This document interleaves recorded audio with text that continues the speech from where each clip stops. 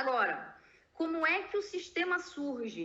E aí, eu já começo perguntando uma coisa que eu quero até que vocês escrevam no chat, para o professor Jackson ver o palpite de vocês. Eu não vou ver só depois da live, mas escrevam lá. Quanto tempo você acha que o teu sistema nervoso está totalmente desenvolvido? Eu vou falar do início e no final eu respondo essa resposta. Eu respondo essa pergunta. Olha só que interessante. Vamos dar uma olhada nesse vídeo aqui, ó. Vou ampliar aqui. Aqui a gente está vendo do momento que acontece a fecundação na tuba uterina. Nós somos seres unicelulares. Aí a gente começa a passar por sucessivas clivagens, né, divisão celular, para a gente ganhar mais células, mais blastômeros, até que a gente atinge aí uma maturidade que a gente chama de mórula, que é uma massa cheia de células que ainda está dentro da tuba uterina. Essa mórula, ela vai cair dentro do útero. Quando ela cai dentro do útero, ela se transforma, né?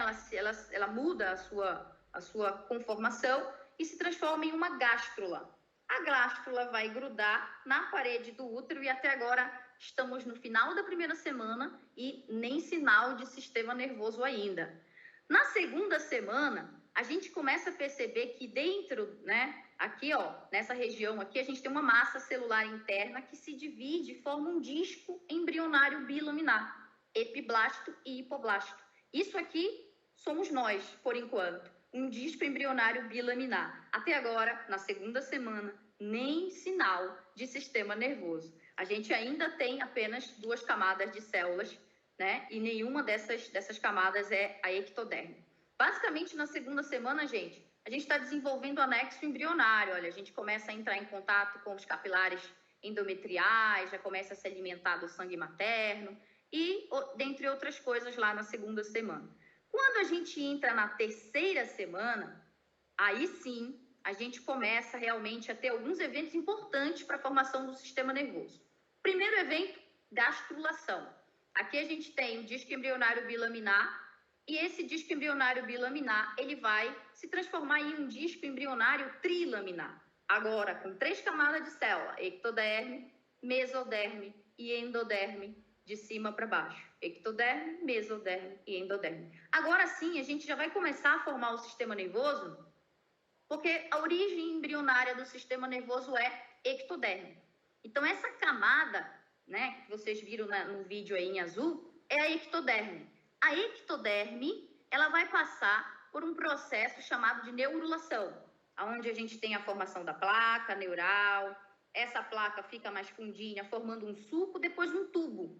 E esse tubo fecha. A parte que se toca para fechar esse tubo são células que se diferenciam, tá? Em cristas neurais. Então, aqui a gente tem o tubo e aqui a gente tem as cristas neurais. Agora sim, a gente pode dizer que iniciamos a formação do sistema nervoso, porque a partir do tubo vão surgir as estruturas do sistema nervoso central.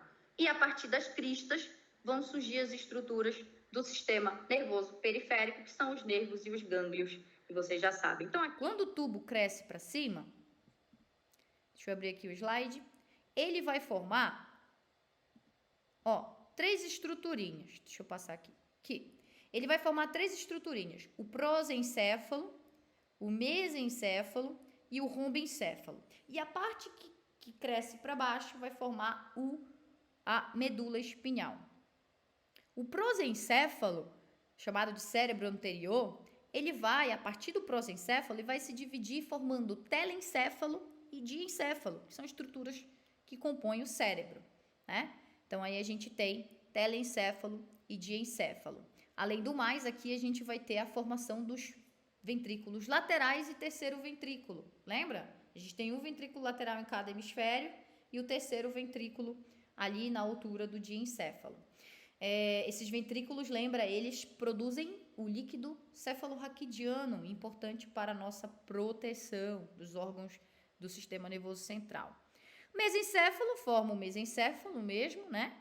E a gente tem o rombencéfalo, que vai se formar metencéfalo e mielencéfalo. O metencéfalo, ele vai formar a ponte e o cerebelo, que está logo atrás da ponte. O mielencéfalo vai dar origem ao bulbo. E a medula vai formar a medula.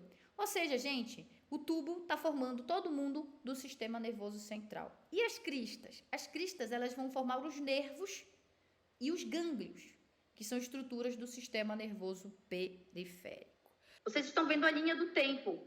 E o que eu quero que vocês vejam é que a gente nasce e ainda tem o sistema nervoso, ainda está se desenvolvendo, né? E eu queria dizer para vocês o seguinte, algumas pessoas não sabem disso, eu acredito. 1 ano de vida ainda em desenvolvimento. 7 anos ainda em desenvolvimento. 12 anos, não, 12 anos já dá, né, professora? Ainda em desenvolvimento. Sabe com quantos anos a gente pode dizer que o nosso sistema parou realmente de se desenvolver? Ele está realmente maduro? Entre 25 e 30 anos de idade. Então, algumas pessoas que estão assistindo essa videoaula ainda estão com o seu sistema nervoso em desenvolvimento. Ah, professora, mas isso é muito estranho. Não é não, tá, gente? Só você trazer para a realidade. Uma das últimas coisas que acontecem é você terminar de mielinizar todos os seus neurônios do córtex pré-frontal, né? Essa região mais da frente do teu cérebro. E isso é uma das últimas coisas que terminam de acontecer, né? Que finalizam dentro do desenvolvimento. Por isso, gente, lá pelos 25 a 30 anos é que a gente tem todos esses neurônios do córtex pré-frontal totalmente mielinizados. Faz sentido. Se você pensar num adolescente, o tanto que ele muda de opinião, o tanto que ele muda de personalidade, né? O quanto que ele é impulsivo, né? Não consegue controlar as emoções, né? Não consegue controlar as atitudes. Então, a gente consegue, sim, até concordar com essa ideia.